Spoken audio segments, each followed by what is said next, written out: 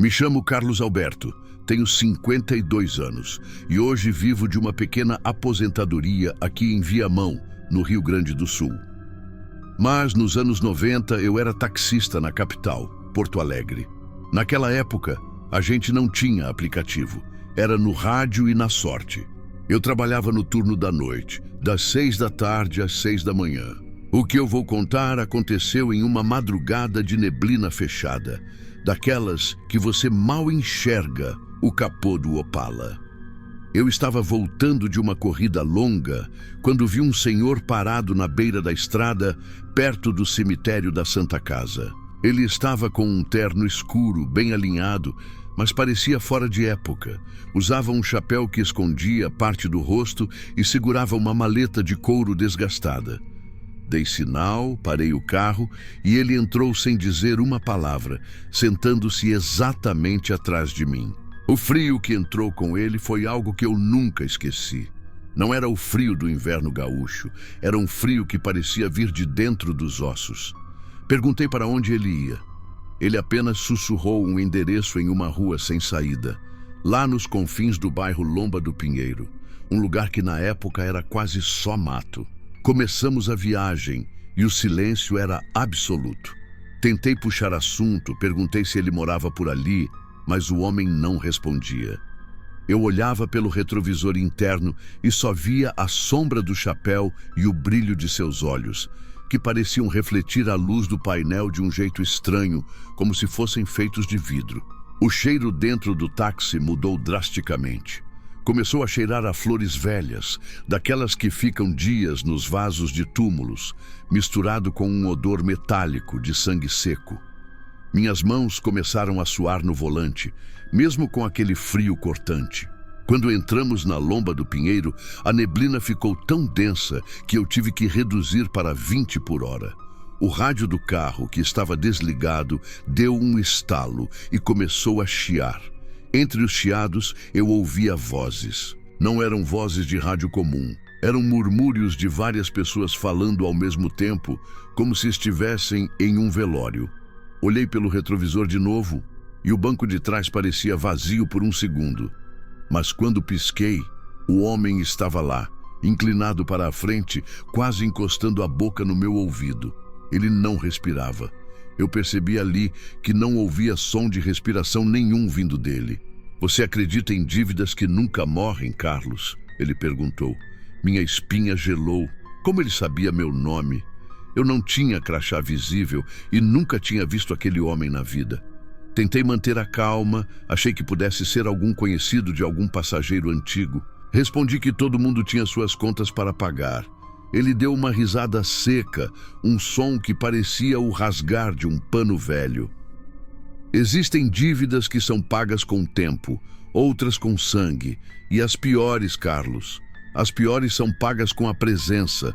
Ele me deu a ordem para parar o carro em frente a um casarão de madeira, caindo aos pedaços, cercado por uma vegetação alta e morta.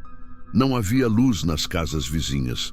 Parecia que aquela rua tinha sido esquecida pelo mundo. Quando parei, ele não fez menção de sair. Ele abriu a maleta e tirou um relógio de bolso antigo, de ouro. Eu não tenho dinheiro, mas tenho isso. Vale muito mais do que a corrida. Eu disse que não precisava, que ele podia pagar outra hora.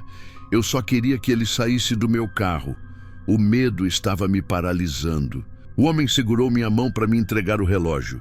O toque dele era como encostar em um pedaço de gelo seco, queimava de tão frio.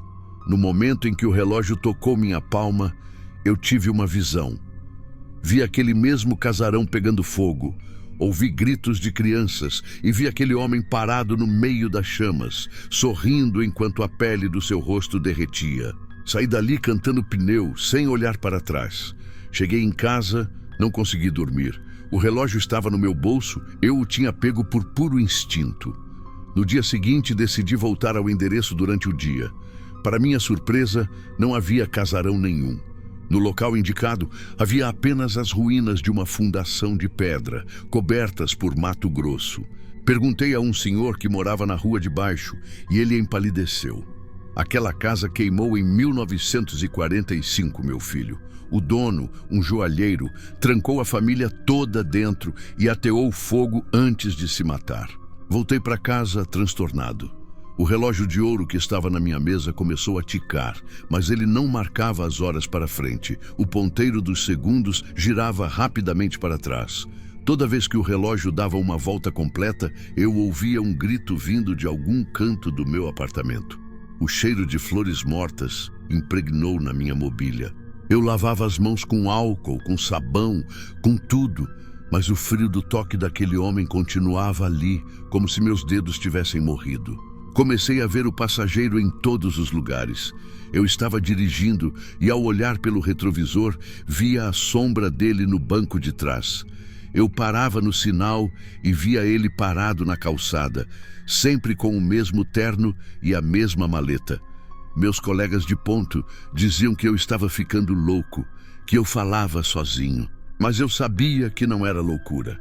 O relógio estava voltando no tempo e com ele algo estava sendo puxado de volta para o nosso mundo. Uma noite, acordei com um peso enorme sobre o peito.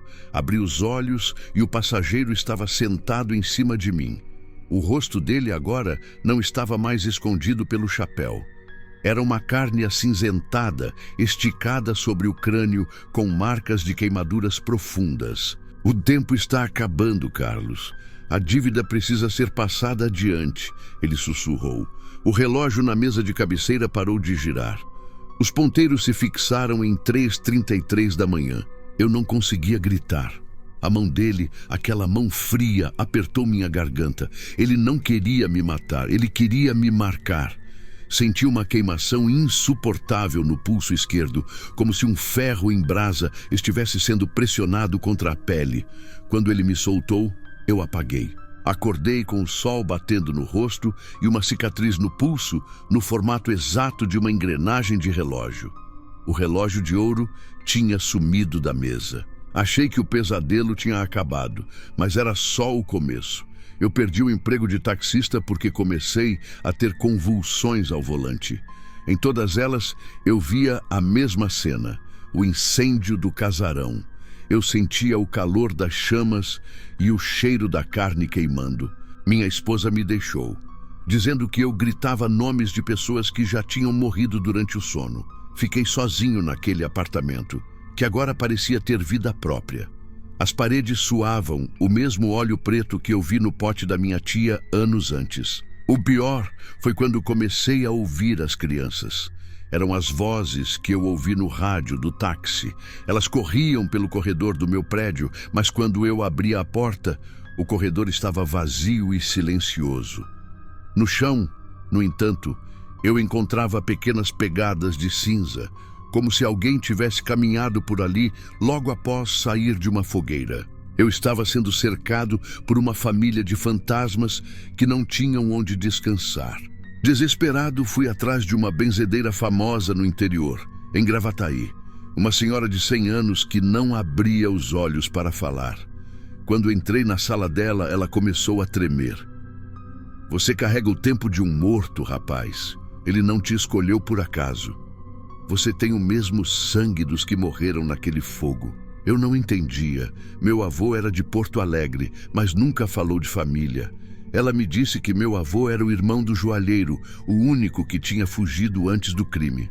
A dívida era de sangue. O joalheiro não queria apenas se matar, ele queria apagar toda a linhagem. Como meu avô sobreviveu, a maldição ficou suspensa, esperando o momento de ser cobrada. O passageiro no meu táxi era o meu tio-avô, o joalheiro.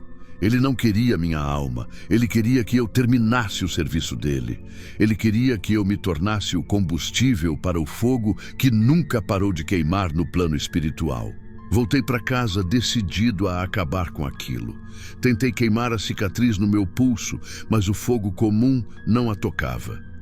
A marca brilhava no escuro com uma luz lúgubre, cor de brasa. As sombras no meu apartamento começaram a se materializar. Não eram mais vultos, eram figuras sólidas de pessoas queimadas, sentadas no meu sofá, deitadas na minha cama. Elas me olhavam com órbitas vazias, esperando que eu fizesse algo. O relógio de ouro reapareceu. Ele surgiu dentro do meu travesseiro. Dessa vez, os ponteiros estavam parados. Eu entendi o que precisava ser feito. Eu tinha que levar o relógio de volta para as ruínas do casarão na lomba do Pinheiro. Peguei minha moto e voei para lá no meio da madrugada. O frio era tanto que meus dedos quase não dobravam. Quando cheguei no terreno baldio, as fundações de pedra estavam brilhando como se estivessem incandescentes. O passageiro estava lá, parado no centro das ruínas. Ele estendeu a mão para o relógio. Quando entreguei, a cicatriz no meu pulso começou a sangrar um líquido escuro e quente. O terreno todo começou a vibrar e um som de choro coletivo subiu da terra. O homem olhou para mim e pela primeira vez vi tristeza naqueles olhos de vidro.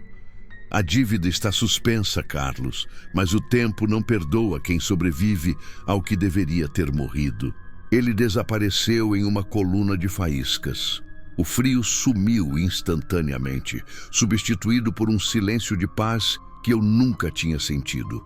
A cicatriz no meu pulso sumiu, deixando apenas uma marca branca, quase imperceptível. Mas até hoje, quando entro em um táxi ou olho pelo retrovisor do meu carro, eu evito olhar fixamente para o banco de trás. Porque eu sei que, em algum lugar do tempo, o passageiro ainda está esperando a próxima corrida de alguém que carrega uma dívida não paga. Então, chamados, se algo parecido já aconteceu com você, se você viveu algo estranho, sobrenatural ou simplesmente inexplicável, manda seu relato no e-mail que está na descrição. Aqui ninguém julga, a gente escuta. Não esquece de deixar o like, se inscrever no canal e hypar esse vídeo, porque isso ajuda o canal a crescer e faz mais relatos chegarem até aqui. Vídeos novos sempre chegando. Agora fica a pergunta: e se o próximo relato for o seu?